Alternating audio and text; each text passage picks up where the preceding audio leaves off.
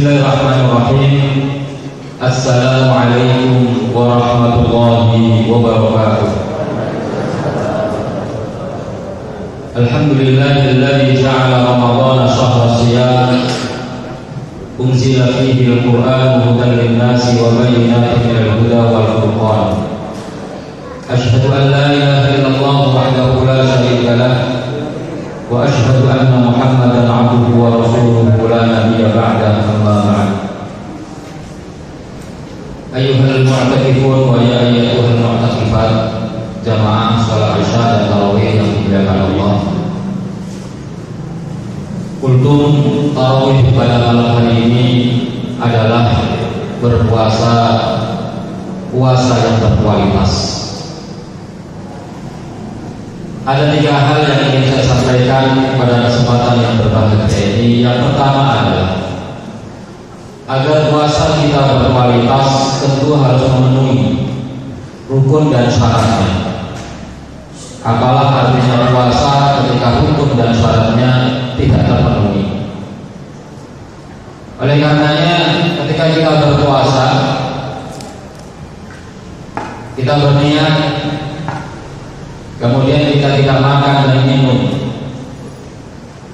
di waktu yang telah ditentukan dari mulai terbitnya fajar sampai terbenamnya matahari, maka insya Allah secara mendasar puasa kita telah diterima oleh Allah Subhanahu wa Ta'ala.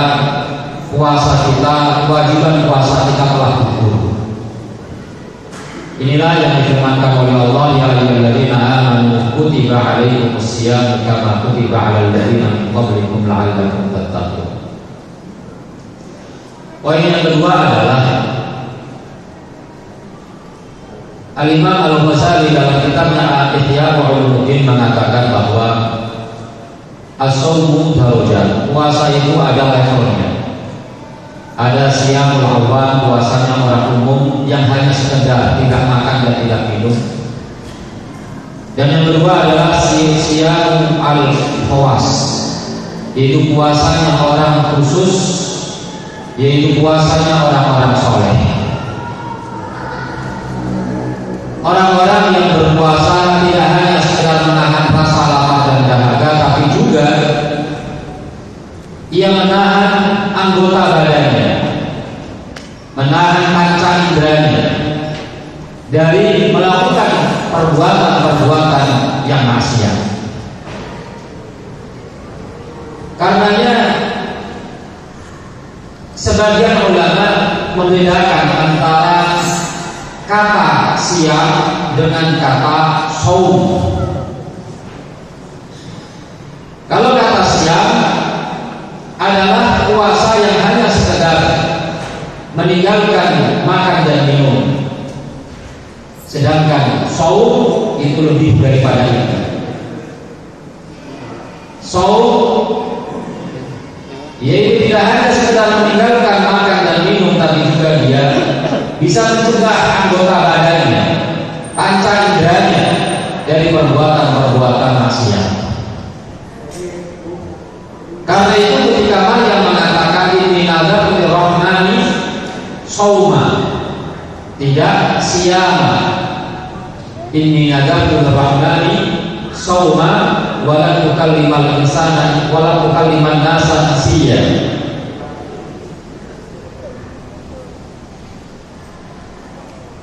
Maryam mengatakan aku bernadar kepada Allah Subhanahu wa Ta'ala untuk shaum, untuk berpuasa. Lalu disertai dengan falam ukallimal yawma insiya, aku tidak akan berbicara pada hari saat aku berpuasa itu dengan manusia.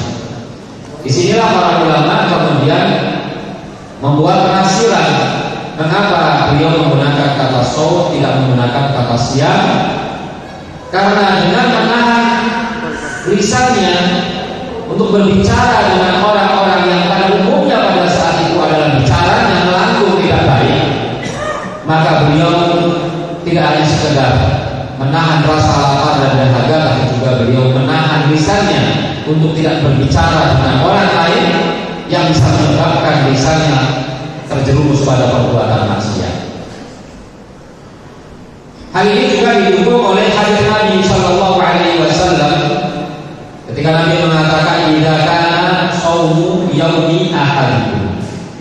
idza kana sawmu yaumi ahadikum fala yarfuf wala yaskhab fa in sabahu ahadun aw qala lahu falyaqul inni shaimun. Ketika ada di antara kalian yang berpuasa di hari itu, maka hendaknya tidak fala yarfuf. Saya sering mengatakan kata fala yarfuf artinya adalah tidak berdusta, tidak berkata batil, dan tidak berkata sia-sia. Jadi orang yang berpuasa tidak hanya sekedar tidak makan dan tidak minum, tapi juga dia bisa meninggalkan perkataan-perkataan yang tidak berguna, perkataan dusta, perkataan batil. Dan wala yaskhab, saya sering mengatakan wala yaskhab artinya adalah wala yasin, tidak teriak-teriak, tidak emosional, tidak mencak-mencak. Nah, berarti orang yang berpuasa dengan nilai kualitas yang baik adalah orang yang juga bisa menjaga lisannya sebagai alat untuk makan dan minum. Dia bisa meninggalkan makan dan minum, tapi juga dia bisa meninggalkan perkataan-perkataan yang dilarang. Maka kemudian Al-Imam Al-Ghazali melanjutkan perkataannya bahwa puasa orang khawas itu tatahaqqaq bi khamsati umur. Bahwa puasa orang yang khusus itu bisa dilakukan apabila terpenuhi 5 hal. Di antaranya adalah ia bisa menjaga pandangannya dari perbuatan atau hal-hal yang dilarang untuk dilihat. Yang kedua adalah mendengarkan hal-hal yang baik, tidak sama'un dari kadhibi akalun al-suhri, bukan orang-orang yang mendengarkan perkataan-perkataan dusta, tidak ikut serta melayani perkataan-perkataan yang berbau maksiat, tidak mau mendengarkan orang-orang yang mempuji orang lain. Semua perkataan yang tidak baik tidak mau dia dengarkan. Kemudian juga anggota badan yang lainnya seperti tangan, seperti kaki juga ia gunakan untuk melakukan hal-hal yang baik. Karena seorang muslim adalah orang di mana orang-orang Islam yang lain yang merasa selamat dari tangannya dan lisannya. Al-muslimu man salima al-muslimuna min yadihi wa lisanihi. Demikian pula kakinya tidak ia gunakan, tidak ia langkahkan untuk menuju perbuatan-perbuatan yang baik. Tidak ia gunakan ke tempat-tempat yang tidak ada gunanya. Kemudian yang terakhir adalah makan dan minum secukupnya, tidak berlebihan. Perutnya yang asalnya berpuasa kemudian diperbolehkan untuk berbuka, tidak kemudian dipenuhi dengan makanan sampai pada level israf, berlebih-lebihan. Inilah puasa orang yang khusus. Maka kemudian Rasulullah SAW mengatakan, kalau seandainya kemudian kita masih juga tidak bisa menahan lisan kita dan anggota badan kita dari perbuatan-perbuatan maksiat, maka diancam oleh Rasulullah SAW, Allah tidak butuh puasa.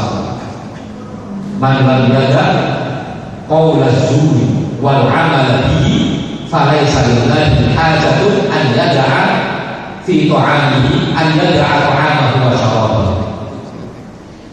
Kalau orang tidak bisa lagi meninggalkan perkataan azur, perkataan dusta, maka Allah tidak butuh kalian meninggalkan makan dan minum kalian. Artinya puasanya tidak akan berkualitas, puasanya tidak akan diberikan pahala oleh Allah Subhanahu wa ta'ala.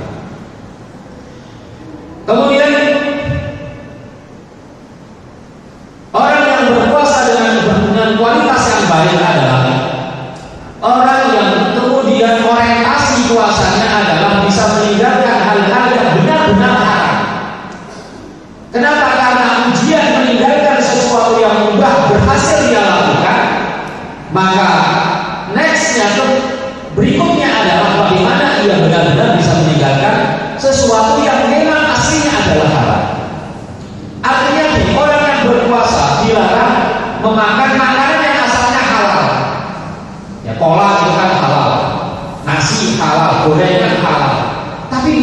tinggalkan. Ta'atan lillah, karena taat kita kepada Allah. Maka harusnya puasa yang dia lakukan bisa mengantarkan dirinya lebih mampu untuk bisa meninggalkan hal-hal yang memang aslinya diharamkan, seperti memakan makanan yang haram, babi, anjing, dan lain sebagainya. Qurima alaikumul maitatu bagai wadam darah walah khinzir babi. Termasuk adalah memakan harta yang zatnya halal tapi cara memperolehnya haram.